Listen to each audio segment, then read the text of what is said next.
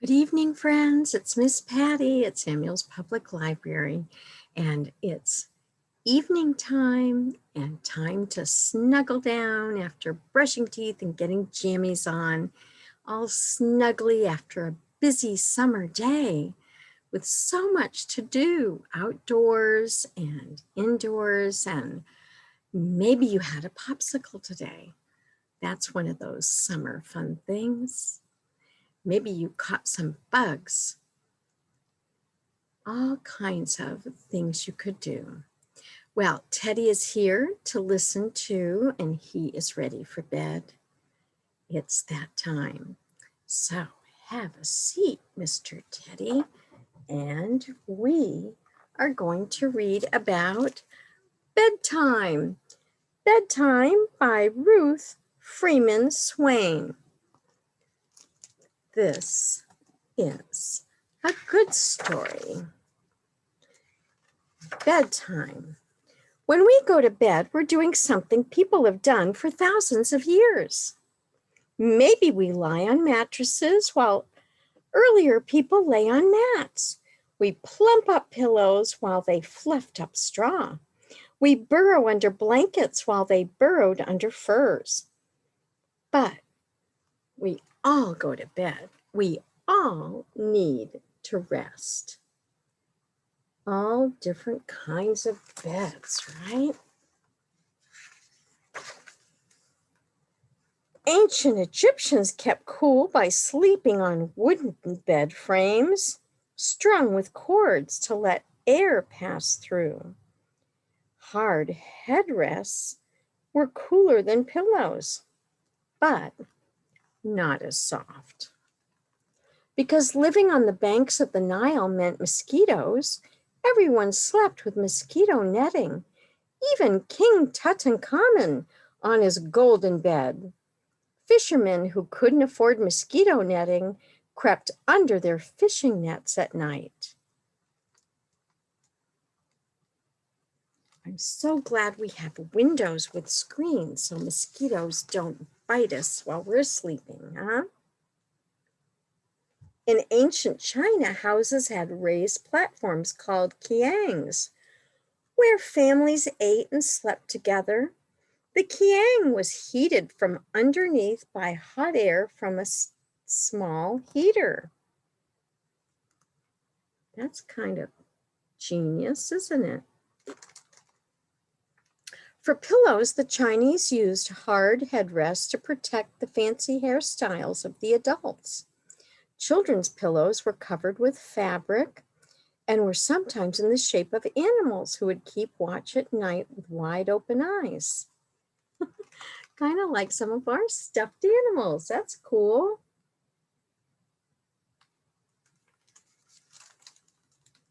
That's quite a do, isn't it? During the Middle Ages in Europe, a bed was a mattress, cushions, and hanging curtains that went on around a simple wooden box called a bedstead. When lords and ladies traveled from one castle to another, they took their beds with them, but they left their bedsteads behind. I didn't know that. Wow. At bedtime, everyone crawled into bed together. No one slept alone unless he or she was very important or very sick. Nightgowns were clothes worn at night, but taken off before getting into bed. Oh my, I didn't know that either.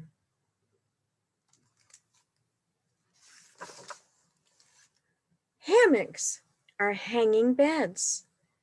They were used in Central and South America long before Columbus arrived in the New World. Woven from plant fibers, they kept sleepers cool and above whatever was creeping or crawling on the ground. That would be a nice way to sleep, as long as you didn't see any of these, right? Today, hammocks are used in many countries. Some people sleep in hammocks every night. Others lie on them on lazy afternoons.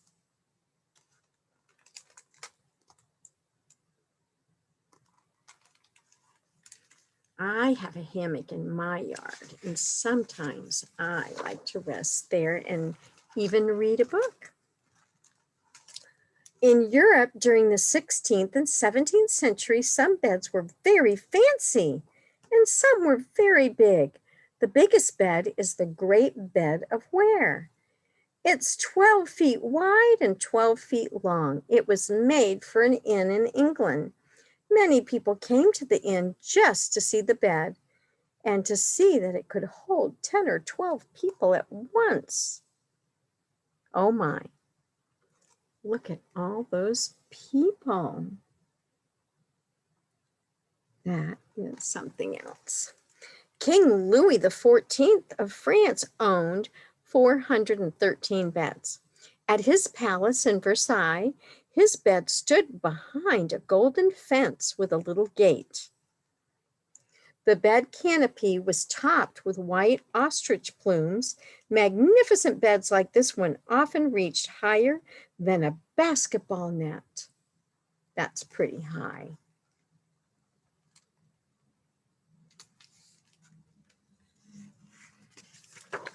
Fancy bed. In the 19th century, across Europe and America, new ideas and inventions began to change the way beds looked. When extra space was needed, people could buy beds that folded into cupboards, bookcases, or even pianos. A Murphy bed is a bed that completely disappears into a closet. That is pretty cool. Another new idea was an old idea in India. Travelers returning home to Europe from India brought something with them we still use today. Pajamas. Most comfy, very natty. A fortnight supply, please. Next time you're on a highway, take a look at the trucks that haul loads long distances. A lot of them have a sleeper compartment behind the driver's seat. The driver can park and go to sleep in the truck bed or go to bed in the truck, or if the driver has a partner, one can sleep while the other drives. 200 miles above the Earth, traveling at 17,000 miles an hour, astronauts can get a good night's sleep.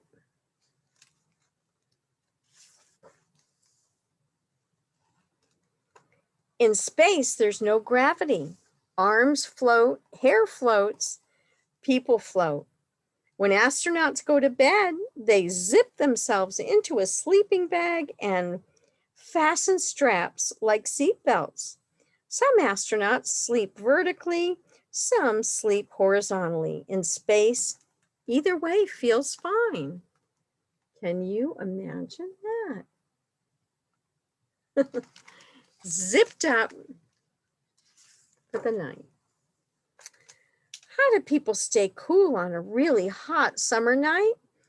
At the edge of the Sahara Desert, where temperatures can reach 140 degrees Fahrenheit degrees, the Berbers live underground where it's cool and moist. So they make special caves.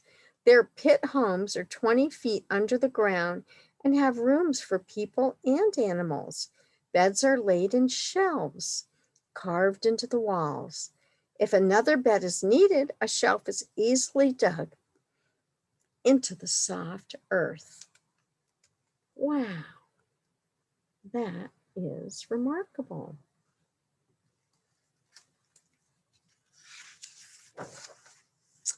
Keeping warm in bed has been a problem for a long time. Sleeping bags, first used by the Inuit in the Arctic, are taken by mountain climbers on a long climb. They sleep on special hanging platforms and wear harnesses attached to the rock wall so they can be safe thousands of feet above ground. Goodness.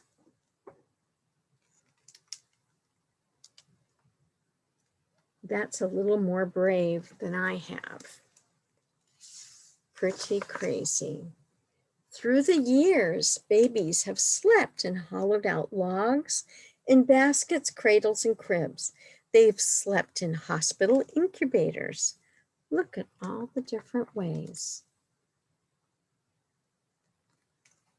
They've slept in trundle beds that pull out from underneath their parents' bed. At least one baby has slept in a manger. All these different beds.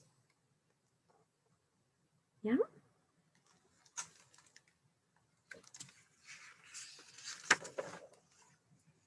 The Lakota tribe living on the Great Plains put their babies in cradle boards during the day. If mothers were working or if the band were traveling, in trips at night, the babies slept in buffalo robes, in teepees at night, often with their grandmothers.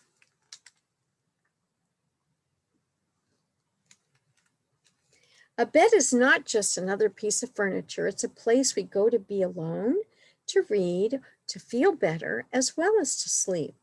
Whether you like your bed tucked in tight or all in a heap, filled with friends or only you, covered with blankets or quilts, or nothing at all, there's never been another bed anywhere just like yours. All different kinds of beds.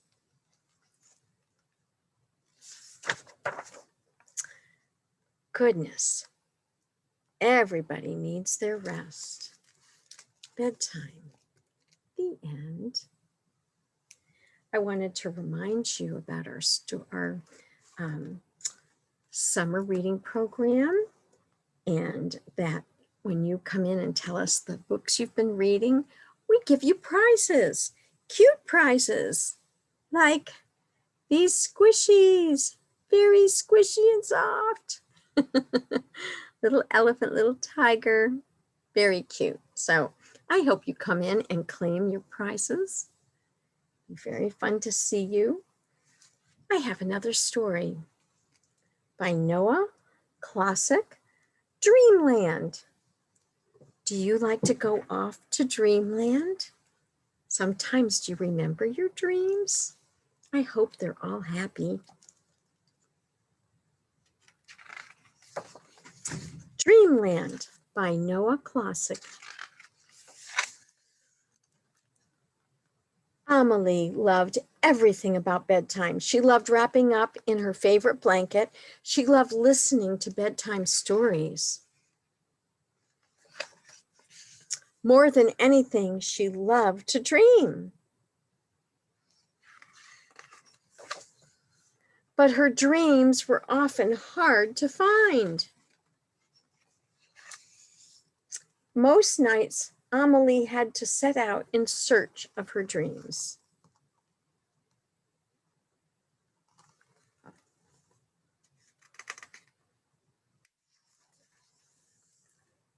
Along the way, she was slowed by the cold she felt in her toes.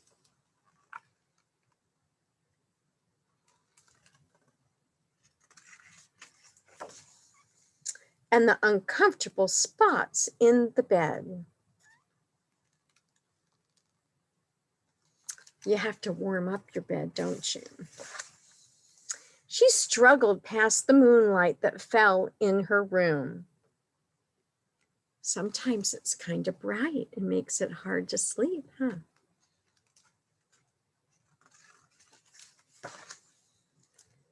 And waded through the blankets that seemed lost in the sheets.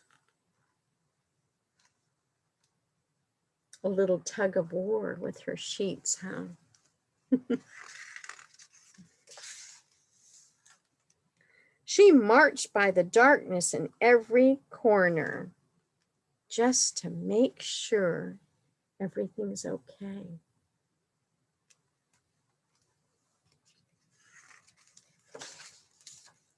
And tamed all the shapes that hid in the shadows.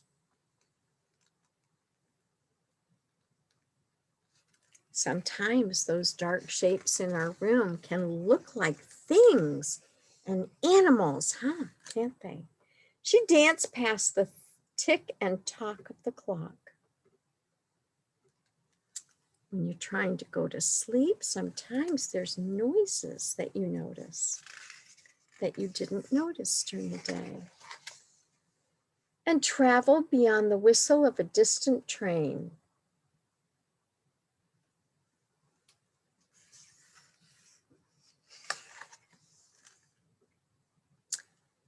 She traveled high and far and wide.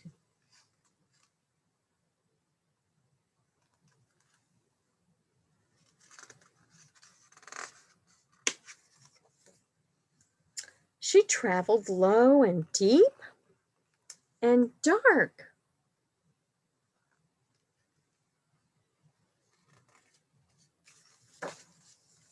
Until somewhere in the night, Amelie stumbled upon slumber.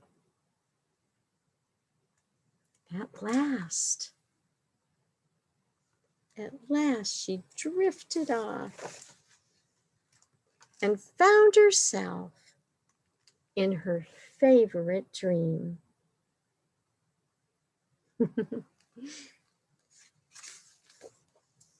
Sometimes we don't even remember what we were thinking about just before we fell asleep, right? Well, my wish for you is happy dreams, and Teddy hopes you have a good night's sleep too, with happy dreams, and that you wake up bright tomorrow morning, ready for the day, and enjoy your special summer day tomorrow. And I hope to see you soon. So take care. Bye.